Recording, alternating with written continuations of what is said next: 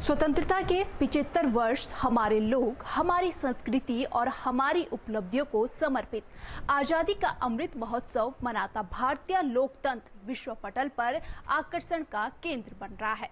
लोकतंत्र वह शासन व्यवस्था है जिसमें सभी नागरिकों को समान अधिकार प्राप्त होते हैं, जिन्हें हम मौलिक अधिकार कहते हैं। क्या होता है इन मौलिक अधिकारों का मोल, ये तो वही समझ सकता है जो इनसे वंचित हो।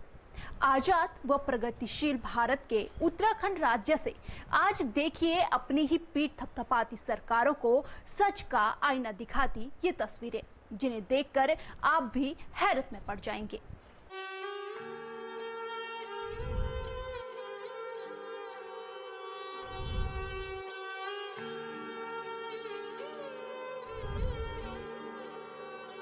मिट्टी और घास भूस के कच्चे मकान, पथरीले रास्ते, ना ही पानी और ना ही बिजली। स्कूल क्या होते हैं पता नहीं, अस्पताल का कोई नामो निशान नहीं। ये तस्वीरें हैं आजाद भारत के उत्तराखंड राज्य के हजारा टोंगिया गांव की, जहां आज भी इस गांव के लोगों को ना तो गांव में पक्के मकान बनाने की इजाजत है और ना ही गांव में ग्राम प्रधान चुनने का अधिकार। इस गांव के लोग सिर्फ विधानसभा व सांसद चुनने के लिए अपने मतों का प्रयोग करते हैं। ना कुछ सुविधा कुछ नहीं है, लाइट भी नहीं है, बच्चों के पढ़ने के लिए स्कूल भी नहीं है, रास्ते भी खराब हैं, सब रास्ते तक भी बहुत दुखी है। मतलब जहाँ तक हम लोग हैं ना, यहाँ पर बहुत दुख इससे काट रहे हैं। मतलब इस गांव के लोग सरकारी सुविधाओं से पूरी तरह वंचित है। यहाँ की महिलाएं आज भी चूल्हा चौका करती हैं, गैस सिलेंडर क्या होते हैं इन्हें पता नहीं। इतना ही नहीं बल्कि इस गांव में एक भी शौचालय नहीं है। महिला, पुरुष व बच्चे खुले में शौच करने के लिए जाते हैं। ग्रामीणों की अनदेखी इस कदर की गई है कि अब ग्रामीण कहने लगे हैं कि शायद भगवान से भी हम छुप गए हैं। क्या तो नहीं, भगवान को भी तभी हम लुक रहे इस काम जो काम है ना, तो भगवान से भी लुक रहे।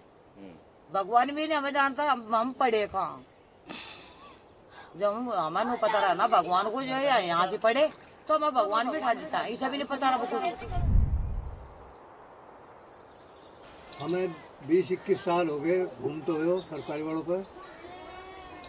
कह देते हैं बस बुरा काम बुरा हो करते हैं।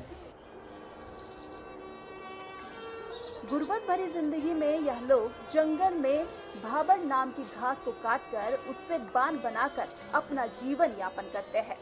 वहीं इस गांव के नौजवानों की शादी होने में भी बड़ी परेशानी होती है। गांव में लोग रिश्ते लेके तो आते हैं, लेकिन गांव के हालात देखकर रिश्ते नहीं करते। उसको अगर मतलब कोई लड़की देखने जाएंगे, लड़के को पसंद कर लेंगे, लेकिन गाँव को देखकर तुरंत मना कर देते कि जब वहाँ पे कोई सुविधा ही नहीं है तो हम अपनी लड़की वहाँ देकर क्या करेंगे। वहीं हरिपुर टोंगिया की रहने वाली राखी ने एक समिति बनाई जिसका नाम ग्राम वन अधिकार समिति रखा और इस समिति के माध्यम से गांव वालों की आवाज को उठा रही है। इस समिति के अध्यक्ष भी हैं। उन्होंने मांग की है कि उन लोगों को राजस्व का दर्जा दिया जाए और उन्हें भी भारत का नागरिक माना जाए। उनके यहाँ भी ग्राम प्रधान का चुनाव हो ताकि उन्हें भी सरकारी सुविधाएं मिल सके।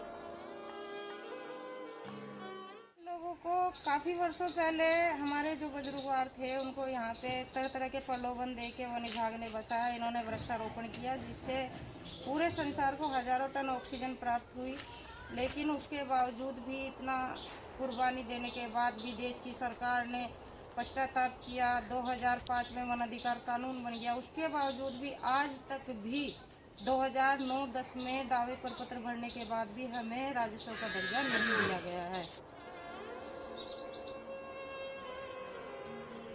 कौन मानेगा कि आजाद भारत में आज भी एक ऐसा गांव है जहां पक्के मकान बनाने की इजाजत नहीं है और ना ही ग्राम प्रधान चुनने का अधिकार है, और तो और यहाँ मूलभूत सुविधाओं का कोई नामो निशान तक नहीं है।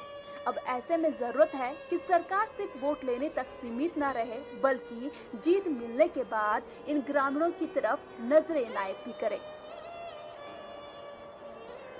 न्यूज़ स्टूडियो उत्तराखंड के लिए हरिद्वार से मुरसलीन अलवी की रिपोर्ट।